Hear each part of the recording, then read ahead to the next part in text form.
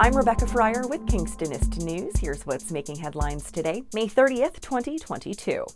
As this summer's provincial election inches closer and closer, Kingstonist wants to make sure that you are in the know when it comes to local candidates. So right now at kingstonist.com, you can check out the profiles on the candidates and their answers to 6 of the same questions asked of each of them, including why are you running? And what is one of the most overlooked issues for your riding? The provincial election will take place this coming June 2nd, 2022.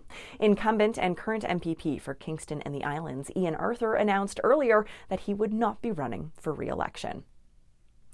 Kingston's Medical Officer of Health has some good news for us concerning the spread of COVID-19 trends here in the KFLNA region. Dr. Peter Oglaza says the infection rates continue to improve, and local data suggests that the 6th wave of the pandemic is on a gradual decline.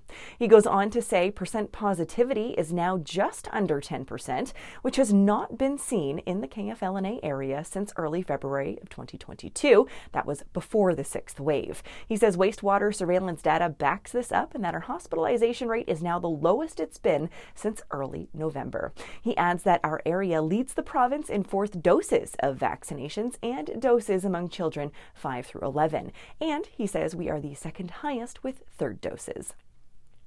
The Township of South Frontenac has lifted their Level 1 fire ban. The ban was first announced on Friday, May 13th, when warm temperatures and a lack of rain made conditions a little too dangerous. So, according to the Township, enough rain has fallen recently to help fix the problem. Residents can return to having open-air fires, including cooking fires, camping fires, and approved incinerator or brush pile fires. Kingston Health Sciences Centre has been awarded the highest award possible through Accreditation Canada, the hospital accreditation program.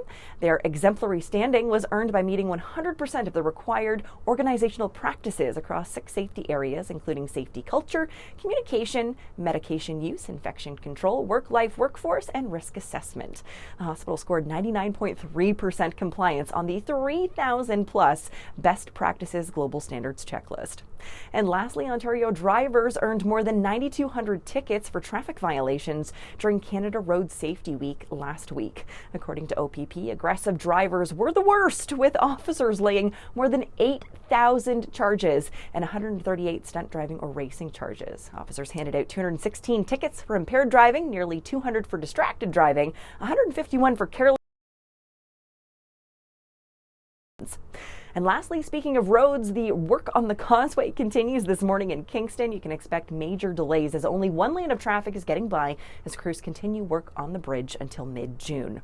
Elsewhere, expect construction to begin today on Centre Street from Hillview to the north end of Centre as crews are removing and replacing driveway culverts in preparation for road resurfacing. For more details and to check out our weekly traffic feature at kingstonist.com, you can also find more on these stories and other headlines. For more on these stories and other headlines, or to submit your own news, visit kingstonist.com and become a subscriber today. I'm Rebecca Fryer. Have a great one, Kingston.